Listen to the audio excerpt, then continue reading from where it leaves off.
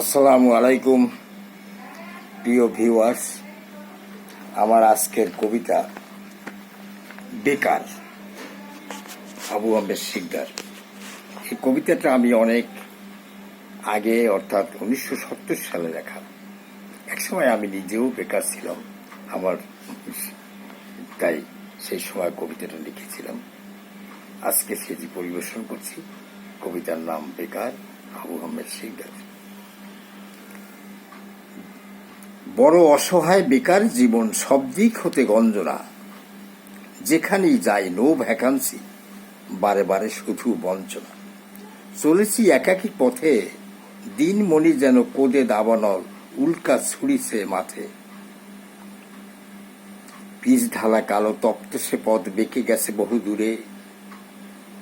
কত অসহায় বেকার পথিক কাঁদে সকরুণ সুরে। কে শুনবে তার কান্নার রোল, কে বুঝবে তার ব্যথা। করুণার বাণী কেউ কয় না কো, পিঠা যায় আকুলতা। পকেট শূন্য হয়ে গেল, হায় পয়সা কোথায় পাই। চড়ি না বাসে ভাড়ার লাগি, চলি হেঁটে হেঁটে তাই। বাম দিকে ফিরে চাই, চাকরি বিনিয়োগ কেন্দ্র হোথা আমরা দেখতে পাই। নাম লিখে তথা ভ্যাকান্ট পদে দিলাম ইন্টারভিউ। দুজন ছাড়া সকলে ফেল, পাশ করেনি তো কেউ। যারা পাশ করে তাদের নাম ইন্টারভিউয়ে নাই, অথচ তাদের পাশের লিস্টে নাম দেখতে পাই। ভাবলাম মনে একই কাণ্ড, মামার এমনি জোর। পরীক্ষা না দিয়ে চাকরি, ধোকাবাজ জুয়া চোর। বলেছে ছোট্ট বোনটি, চাকরি হলে পুতুল দাদা কিনে দিতে হবে 2টি। মনে পড়ে সেই আবদারটুকু, কচি মুখে আদো কথা। দূর ছাই, হায় ছিঁড়ে গেল বুঝি জুতা। ফুটো হয়ে তাই ধুলা লাগে পায়, ব্যথা লাগে মাঝে মাঝে।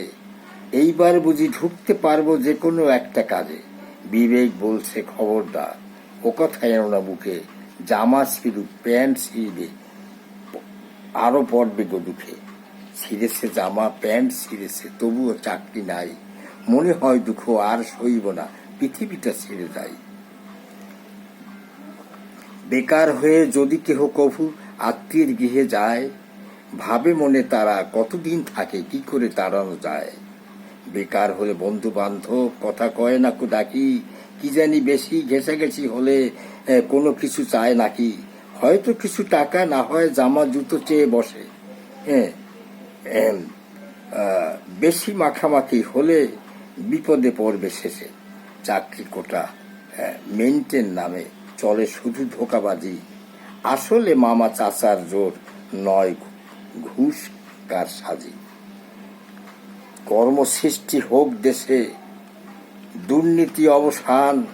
বেকার জীবন বড় ব্যথাতুর, হোক তার সমাধান। ধন্যবাদ। সবাই সুস্থ থাকুন, ভালো থাকুন। ভালো লাগলে লাইক, কমেন্ট, সাবস্ক্রাইব করবেন। ধন্যবাদ। আসসালামু আলাইকুম। রহমত।